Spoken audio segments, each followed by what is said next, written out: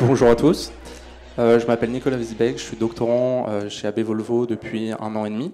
On va vous présenter aujourd'hui les travaux qu'on a pu réaliser cette année sur des mesures de précision sur des plateformes de réalité virtuelle pour l'ingénierie et vous présenter 3 méthodes de calibration qu'on a mis en place dans le cadre de cet article. Donc c'est un article scientifique qu'on a présenté au DSC 2024 en septembre dernier. Je suis accompagné aujourd'hui avec Tristan Saliou, qui est consultant chez nous et qui est VR, réalité virtuelle analyste, et de Thomas Drouet, qui travaille donc chez Renault Group et qui est aussi doctorant. Et on a fait cet article avec Javier Possel, qui n'est pas avec nous aujourd'hui, mais il est sur le salon, vous pourrez le croiser.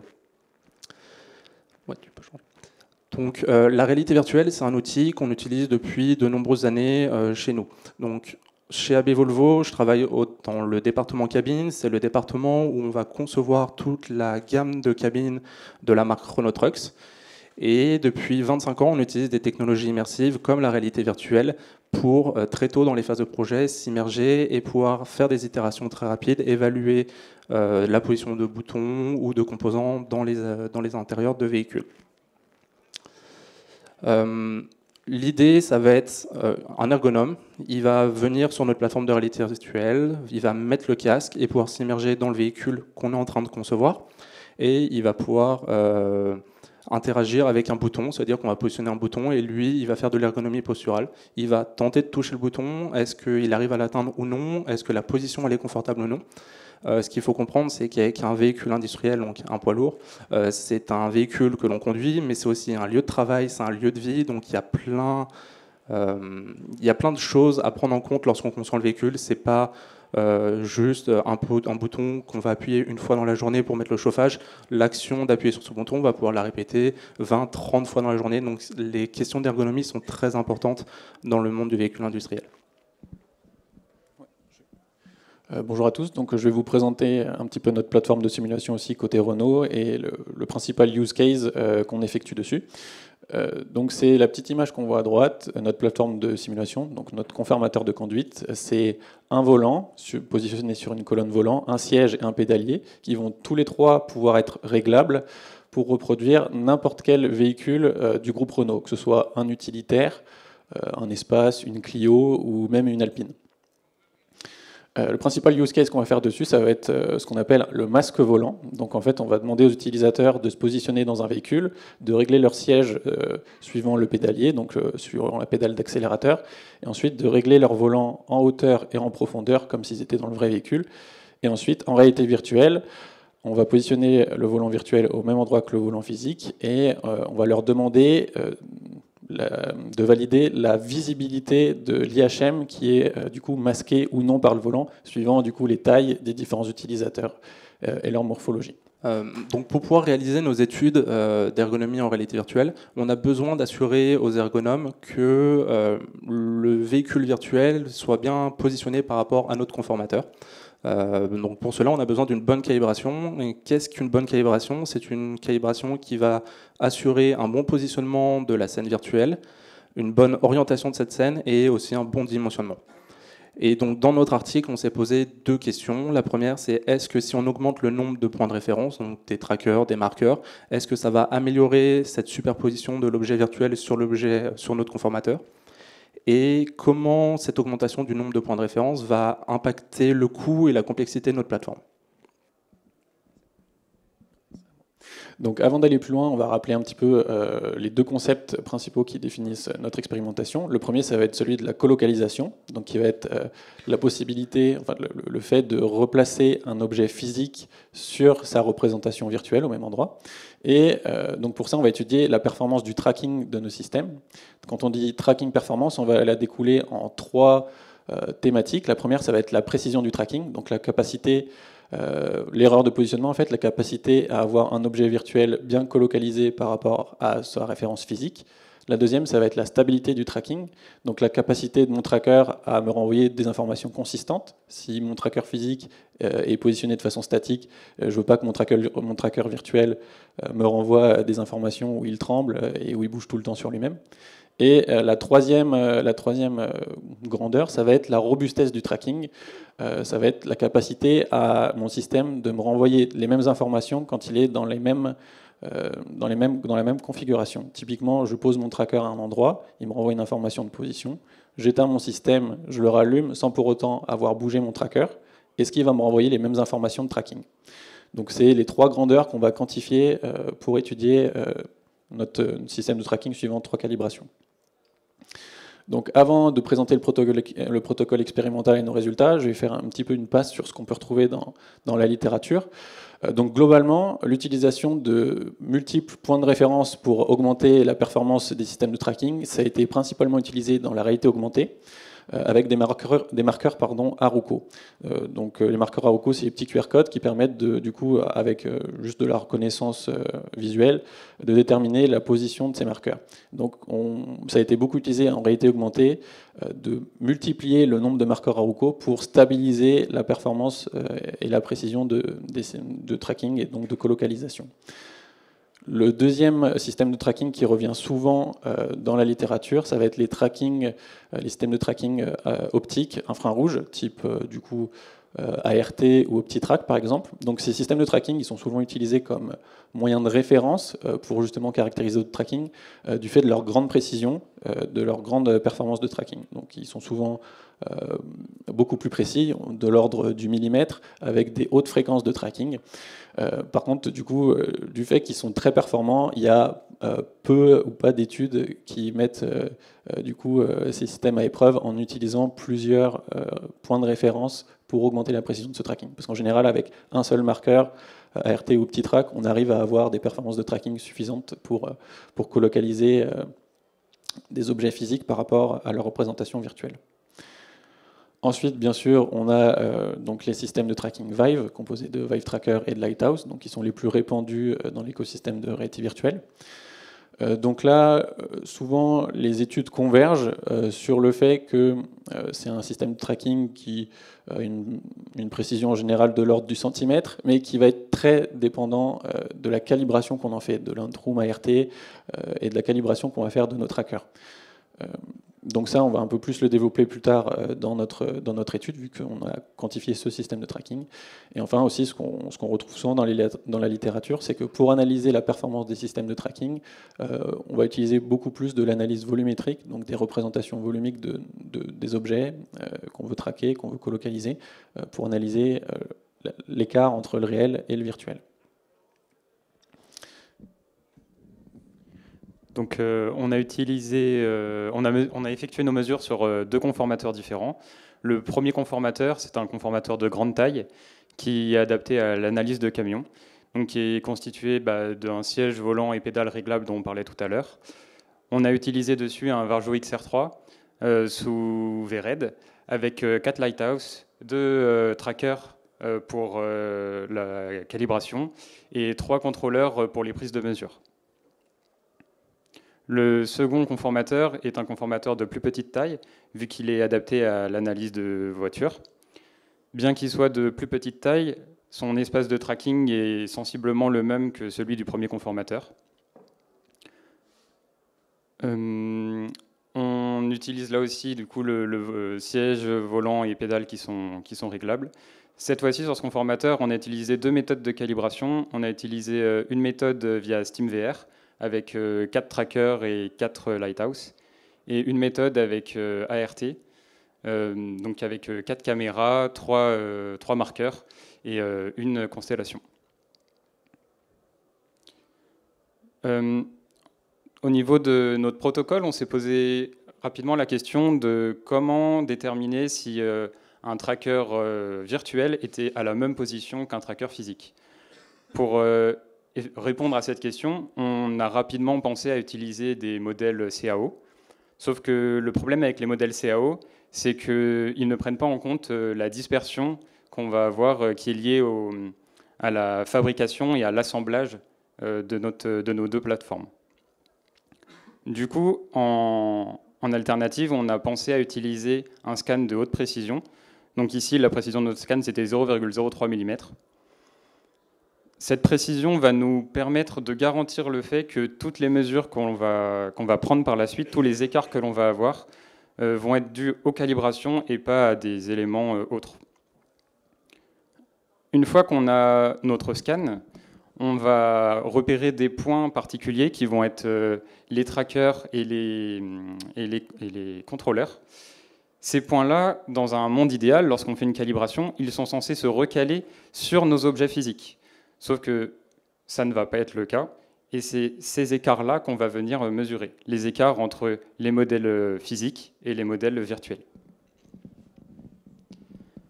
On a effectué 3 méthodes de calibration, une méthode à 1 tracker, une méthode à 2 trackers et une méthode à 3 trackers. L'objectif est de déterminer le gain que l'on a à l'ajout de chaque tracker. Il y a une petite vidéo qui va montrer un petit peu l'aspect théorique de chaque tracker. On peut voir là d'abord une calibration à 1 tracker. On va voir qu'il y a beaucoup de dispersion autour de l'axe Z, donc l'axe vertical. Cette dispersion va être principalement corrigée par l'ajout d'un deuxième tracker. Mais à ce moment-là, on est censé avoir une calibration suffisante. Mais ce n'est pas le cas, parce que cela serait suffisant seulement si le sol SteamVR était parallèle au sol réel. Ce n'est pas le cas. Généralement, il y a un décalage. Le sol SteamVR est incliné d'en moyenne 0,5 degrés. Du coup, c'est pour ça qu'on a eu l'idée de rajouter un troisième tracker pour venir corriger ce sol SteamVR. Donc, nos prises de mesure sont déroulées de cette façon. Donc, je vais d'abord parler pour la partie sur la plateforme camion. Pour nos mesures, à chaque fois, on faisait une calibration de notre room SteamVR. Ensuite, on faisait soit une calibration à 1 tracker ou 2 trackers, suivant du coup notre protocole expérimental qui avait permis de déterminer l'ordre de calibration. Et ensuite, on prenait 20 mesures donc sur les 3 manettes. Donc c'était 20 mesures espacées d'environ une ou 2 secondes.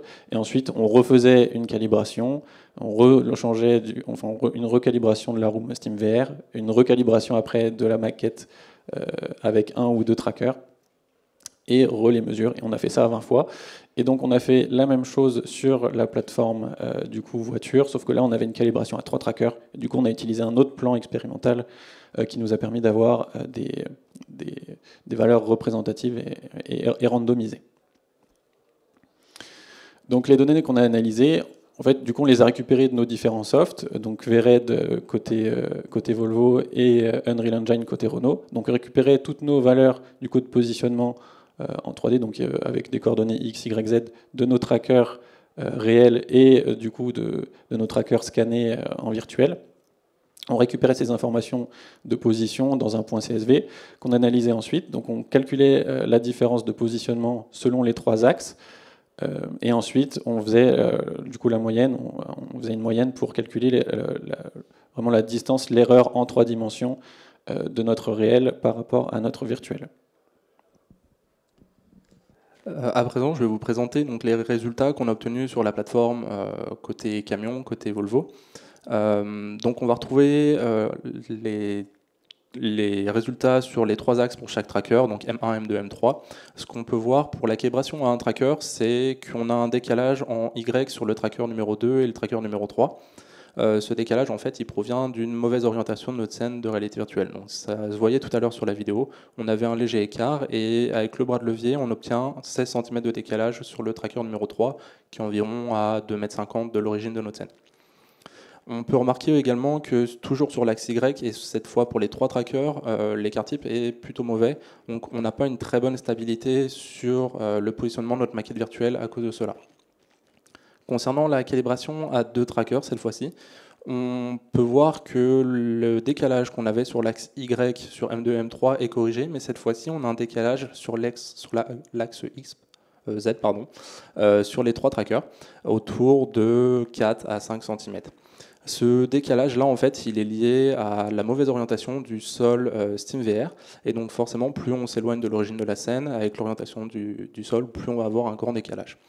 Concernant les distances en 3D, quand on passe de 1 tracker à 2 trackers pour la calibration, on voit qu'on améliore grandement quand même la précision. Mais on a une sorte de plateau de verre autour de 4 à 5 cm sur cette plateforme-là. Concernant les résultats qu'on a obtenus côté Renault, on voit toujours le même phénomène lorsqu'on passe de la calibration 1 tracker à la calibration 2 trackers, puis à la calibration 3 trackers, les résultats s'améliorent.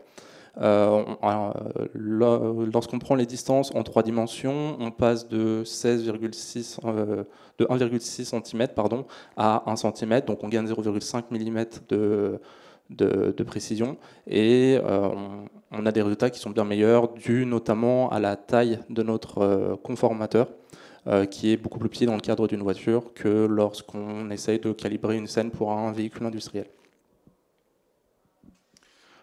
Donc de ces résultats, les conclusions qu'on peut en tirer, c'est qu'on voit bien qu'il y a une amélioration quand on rajoute plusieurs points de référence, plusieurs trackers, on augmente la performance de notre système de tracking.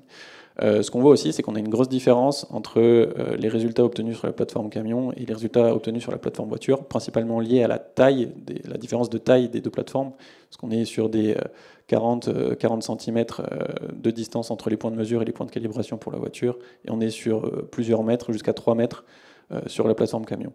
Donc on observe que plus les distances de tracking sont grandes, plus les erreurs sont importantes, ce qui est lié justement à cette différence cette déformation du plan du sol qui du coup augmente le porte-à-faux, le bras de levier et donc l'erreur des trackings. Ce qu'on constate aussi, c'est que durant nos mesures, on a eu pas mal de sauts de tracking, donc on peut le voir à droite sur le graphe, qui augmente significativement l'erreur. Et donc quand ce genre de saut arrive, on a vraiment des gros problèmes sur nos simulations. Rapidement, du coup, parler aussi des tests ART qu'on a fait sur la plateforme véhicule, sur la plateforme voiture. Donc ces résultats, malheureusement, on n'a pas pu les utiliser, ils n'étaient pas assez représentatifs du fait d'une erreur humaine sur la qualité du scan pour les targets ART. On n'a pas pu bien correctement replacer nos points de référence virtuels sur notre scan. Et donc, on avait des erreurs en position qui ne sont pas représentatives de la qualité de ce système de tracking. Cependant, on a quand même pu récupérer, du coup, par le biais de la déviation, de la standard deviation, que le tracking ART est quand même extrêmement stable et robuste comparé au tracking SteamVR. L'objectif de cette étude était donc de vérifier, de déterminer quelle méthode était la plus adaptée pour colocaliser des objets physiques. Et on a pu déterminer que plus on rajoutait de trackers, meilleure était la calibration. Pour le futur, on peut penser à effectuer cette étude avec une autre technologie de tracking, par exemple le faire avec ART ou OptiTrack. On peut aussi penser à changer les trackers, à effectuer notre étude avec des trackers standalone. On peut aussi, au niveau de la méthode de corrélation, penser à utiliser du Gaussian splatting ou de l'impression 3D à la place de notre scan, si toutefois ceux-ci sont assez précis. Et enfin, pour conclure, au niveau des études ergo, pour être sûr qu'on soit le plus juste possible, dans le futur, il faudra évaluer aussi la précision des mains en réalité virtuelle, puisque sans cette évaluation-là, on n'est pas sûr que les mains virtuelles soient exactement au même endroit que les mains physiques. Voilà, merci beaucoup. Merci beaucoup. C'était rapide, mais je pense que vous êtes là aujourd'hui si aussi il y a d'autres questions. On peut quand même prendre une ou deux questions, alors avec le micro pour qu'on entende bien à la captation. Oui, merci beaucoup, intéressant. Je me demandais si le besoin d'ajouter un troisième tracker pour corriger la déformation du sol pouvait peut-être être résolu, ou si vous avez regardé, dans la phase de calibration du Vive. On pose les contrôleurs au sol. Est-ce que les poser plus ou moins écartés ou à certains endroits, est-ce que ça influence sur la correctitude de ce paramètre-là? Alors on a essayé beaucoup de choses pour corriger justement cette orientation. Et on est malheureusement tombé sur exactement les mêmes résultats, c'est-à-dire l'inclinaison à 0,5 degrés. Donc on a essayé vraiment beaucoup de choses. Et on n'a pas réussi vraiment à corriger ce sol-là. C'est pour ça qu'on a eu l'idée de rajouter le troisième tracker. Et par la suite, on a pu vérifier aussi dans la littérature que d'autres personnes étaient tombées aussi sur ces 0,5 degrés. Voilà. Donc nous, on ne les a pas mesurés précisément, les 0,5 degrés, mais ils sont présents dans la littérature. Il y a une autre question ici. Vous avez fait une comparaison entre le même système piloté par deux softs différents, Unreal et Vered. Est-ce que vous pensez qu'il pourrait avoir aussi un biais induit par l'interprétation du logiciel? Oui, bien sûr. En fait, le logiciel utilisé va potentiellement pouvoir impacter les résultats, et même au-delà du logiciel utilisé, le SDK qui est utilisé par le casque. Sur la plateforme de camion, le Varjo est intégré nativement dans Vered, alors que sur Unreal Engine, en fait, on passe par OpenXR. Donc la manière de traiter aussi les données ne va pas être la même. Et on est déjà en train de travailler sur une deuxième étape où on va essayer de comparer à ISO logiciel, ISO SDK sur plusieurs plateformes, plusieurs systèmes, pour voir si on retrouve ce même phénomène ou si au contraire le décalage qu'il y avait entre les 1 cm côté Renault Group et les 5 cm côté Volvo, il provient du logiciel ou du SDK. Merci. Ce sera la dernière question, parce qu'après on va enchaîner avec une autre conférence. Merci beaucoup pour la présentation et le travail. Dans la méthode en fait, des 3 trackers, je me pose la question de savoir, est-ce que quand successivement vous utilisez les 2 nouveaux trackers, vous conservez l'origine à la position du premier, ou est-ce que vous faites on va dire une espèce de moyenne de la position des 3 autres trackers pour décaler l'origine? Sinon, le premier tracker induit en fait un décalage de base. Et sinon, je me pose la question de savoir quelle était peut-être l'influence de la position des caméras par rapport au tracker dans on va dire la précision globale en fait du système. Typiquement, les systèmes ART disposent d'interfaces qui permettent d'optimiser en fait la position des caméras selon la zone de tracking qui est souhaitée. Alors déjà, pour répondre à la question sur les 3 trackers, effectivement, c'est uniquement le premier tracker qui sert pour la position. Donc on n'utilise pas de moyenne entre les 3 trackers. On est resté sur un système assez simple où vraiment les 2 trackers ajoutés viennent corriger simplement la rotation. Au niveau de la position, on utilise vraiment un seul tracker. Et pour la deuxième question, pour la position des lighthouse, effectivement c'est une question qu'on s'est aussi posée. On a modifié les positions des lighthouse, on a aussi fait des tests qu'on a un peu officieux en enlevant des lighthouse, en rajoutant, en les déplaçant. Et ça influençait pas énormément malheureusement sur nos résultats. On avait souvent les mêmes décalages. Bien sûr, ça influait quand on enlevait des lighthouse, mais pas tant que ça en réalité. Enfin, nos décalages ne viennent pas de là du coup. Merci beaucoup. Je suis obligée de conclure, mais je crois qu'on peut encore les applaudir parce qu'il y a vraiment du boulot.